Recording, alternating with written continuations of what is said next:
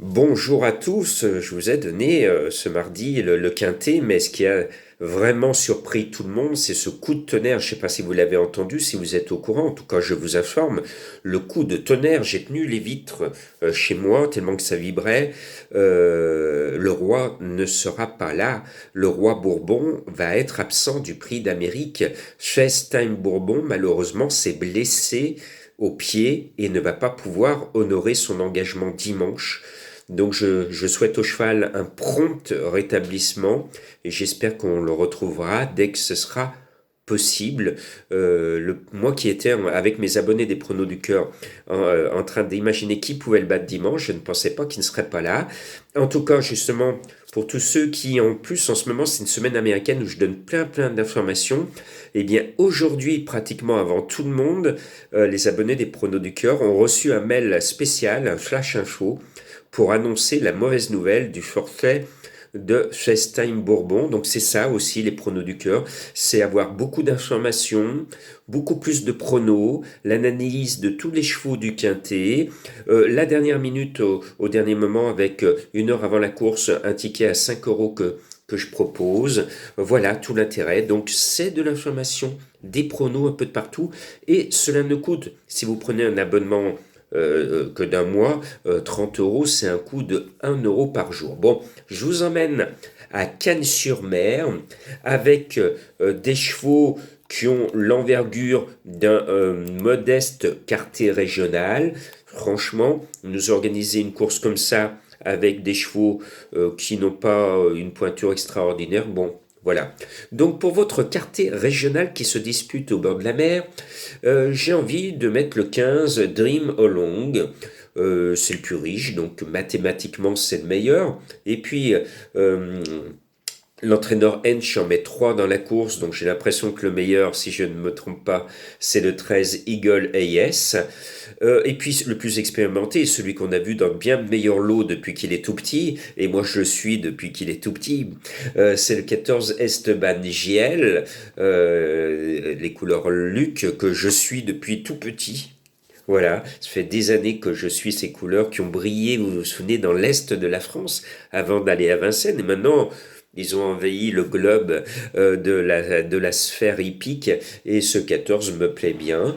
Le 6 est Mancourt d'Azif, et bien là aussi c'est la famille Senet que je salue parce que je sais qu'il y a des membres de la famille qui me suivent et c'est une famille que j'aime bien et qui nous présente le 6 et Mancourt d'Azif qui vaut très certainement mieux que ces deux derniers parcours où il finit en tête des battues, sixième, septième. Je pense que cette fois, il va rentrer dans les 5, pourquoi pas dans les 4, pourquoi pas dans les 3. Ce 6, je le sens bien. Et puis, on est à Cagnes-sur-Mer, donc il faut chercher la surprise. Et le cheval qui fait battre mon petit cœur pour la surprise, eh bien, c'est le 11 Clovis Montaval. Il faut tenter quelque chose, il faut tenter quelque chose capable de nous faire gagner des sous. Et bien là, je tente un vieux de la vieille, le 11 Clovis Montaval. Vous le connaissez, il en a couru des quintets avec plus ou moins de réussite. Et je pense que cette longue expérience qu'il a peut faire mouche ici à très belle cote et je suis pratiquement persuadé que la surprise va venir de ce numéro 11 et s'il n'est pas là, on va casser le vase encore de Soissons et je serai bien malheureux quand je vais me retrouver devant Clovis. Oui, aïe, aïe, aïe, aïe. Je tiens à ma tête, donc je pense que l'11 va être là. Le numéro 9, Élixir du Rabutin, vient de courir en net progrès, donc je le reprends. Le 5, Estéro, a fait de bonnes valeurs récemment, je le mets sur mon ticket. Et le 8, Zebio d'Éripré, je le mets parce que j'étais à Paris et je vais toujours dans le même hôtel et l'un des deux patrons, ce sont des jumeaux. Et l'un des deux jumeaux que j'aime bien, qui est très sympathique, il est toujours derrière son ordinateur, il s'appelle Eusebio. Donc Eusebio, je m'oblige à le mettre, en plus le cheval est bien, l'entraîneur y croit, moi aussi, je salue Eusebio qui est derrière son ordinateur à l'hôtel Altona à Paris. Tiens, je fais un peu de pub. Si vous cherchez une chambre, ils en ont toujours une de la part de Jean-Marc. Vous pouvez venir de ma part et ça sera bon. L'indice de confiance est de 2 sur 5. Le cheval de Madame Colombo, je n'ai pas pu le mettre. C'est le 7 Express du Gers. Et moi, je voulais vous dire qu'on est à Cagnes, qu'on va retrouver Esprit Mystique qui a gagné la dernière fois le fameux quintet bizarre de Cagnes-sur-Mer dans un style de cheval extraterrestre avec un jeu de jambes extraordinaire. Et surtout, ce jour-là, vous en souvenez, j'avais tiré la sonnette d'alarme sur la mort, le décès, le malaise dans le dernier tournant de Vikens Ag Yield.